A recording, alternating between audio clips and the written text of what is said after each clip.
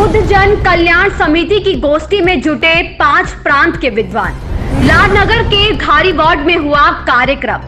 दिल्ली के राष्ट्रीय संस्कृत विश्वविद्यालय के कुलपति ने की अध्यक्षता। आनंद पीठ बरहज के महंत स्वामी आंजनेय दास रहे मुख्य अतिथि।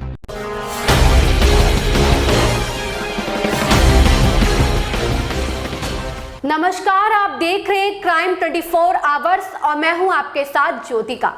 आइए रुक करते हैं खबर की ओर। देवरिया जिले के लार में बुधवार को विद्वानों का जमघट रहा। 5 प्रांत के विद्वानों ने भारतीयता की ओर अग्रसर शिक्षा व्यवस्था पर अपने महत्वपूर्ण विचार प्रस्तुत किए। गोष्ठी को संबोधित करते हुए लाल बहादुर शास्त्री राष्ट्रीय संस्कृत विश्वविद्यालय के कुलपति प्रोफेसर मुरली मनोहर पाठक ने कहा कि दुर्भाग्य है कि राष्ट्रीय भाषा को अब भी प्रथम स्थान नहीं मिला। शिक्षा के लिए जो नीतियां बनती है वह भी अंग्रेजी में तैयार हो रही है। भारतीयता की झलक संस्कृत व अपनी संस्कृति में ही दिखती है। जीवन में भारतीयता को नष्ट तो मैकाले ने शिक्षा व्यवस्था को तहस नहस करके किया। स्वामी आंजनेय दास जी महाराज ने कहा कि देश में 70 करोड़ युवा आबादी है, हमें उनको अपना निर्णय लेने का अधिकार देना होगा। ओम प्रकाश ओझा ने मंगलाचरण से गोष्ठी की शुरुआत की। हरिशरण ओझा ने गोष्ठी के विषय परिवर्तन पर प्रकाश डाला। बरहज आश्रम के प्रसिद्ध कथावाचक पंडित विनय मिश्र ने कहा कि हम भारतीय हैं, इस पर हमें गर्व है। हमें चिंतन करना होगा कि भारत की मूल भाषा संस्कृत और अपनी संस्कृति में रचे बसे हिंदी को मजबूत करने की जरूरत है। शिक्षक विनय सिंह ने कहा कि मौजूदा वक्त में भारतीयता कुलाचे मार रहा है। पत्रकार अरुण पांडे ने कहा कि शासन और प्रशासन की मंशा के अनुसार ही समय के अनुसार शिक्षा व्यवस्था चलती है। सुरेश यादव ने कहा कि भारत वह देश है जहां गुरुकुल की व्यवस्था थी। विदेशियों ने हमारी शिक्षा व्यवस्था को तोड़ने के लिए नौकरी परक शिक्षा लागू के हमारे गुरुकुलों को कमजोर किया। शेषनाथ तिवारी ने कहा कि मूल रूप से दैनिक जीवन में शिक्षा का स्तर दिखना चाहिए।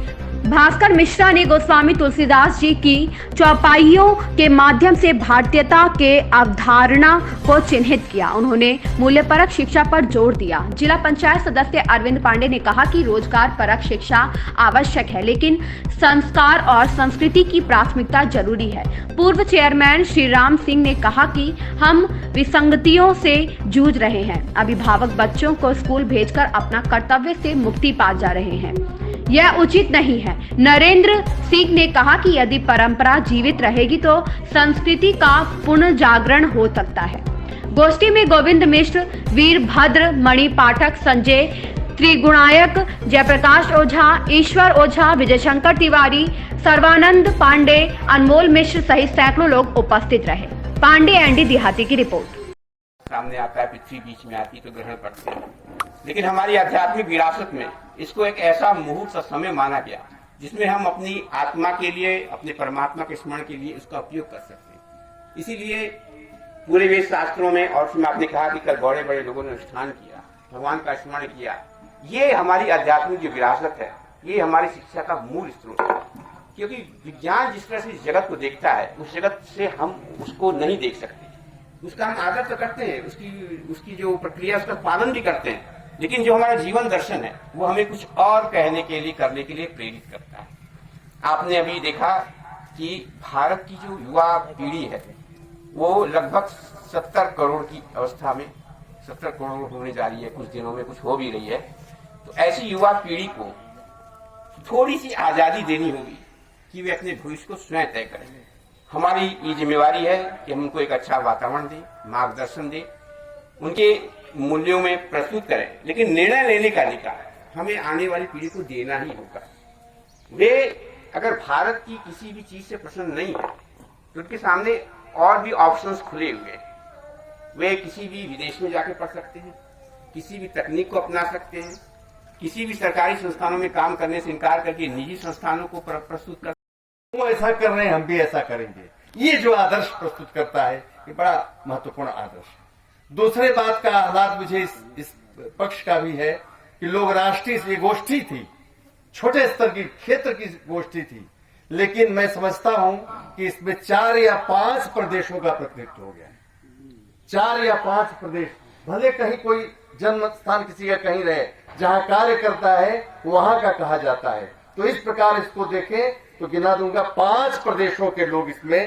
तो अब ये गोष्ठी साधारण गोष्ठी न होकर के राष्ट्रीय स्तर की गोष्ठी हो गई। इसकी भी हमें बहुत इसका गर्व है, बहुत स्वाभिमान है, बहुत इस बात का मुझे गुरूर है कि हम लोग ऐसी जगह पर बैठे हैं जहां आनंद फानंद में बिना किसी तैयारी के हम राष्ट्रीय गोष्ठी कर लिया करते हैं। राष्ट्रीय कौन इतना अच्छा विचार देगा बताइए? बड़े बड़े छप जाते हैं, लिख जाते हैं, लेकिन चीजें जो यहां से निकलती हैं वो अंतरात्मा की।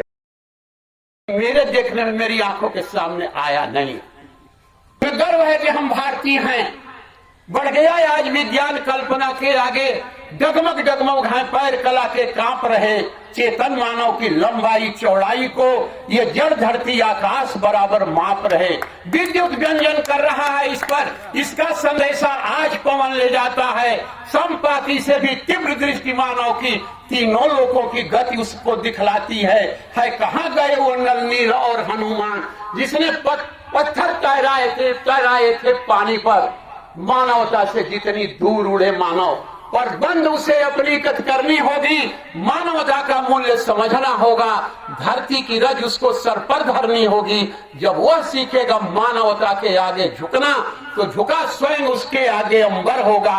घर आसमान में उसका बन जाएगा जब उसके उर में। ऐसी ही खबर से जुड़े रहने के लिए देखते रहिए क्राइम 24 आवर्स।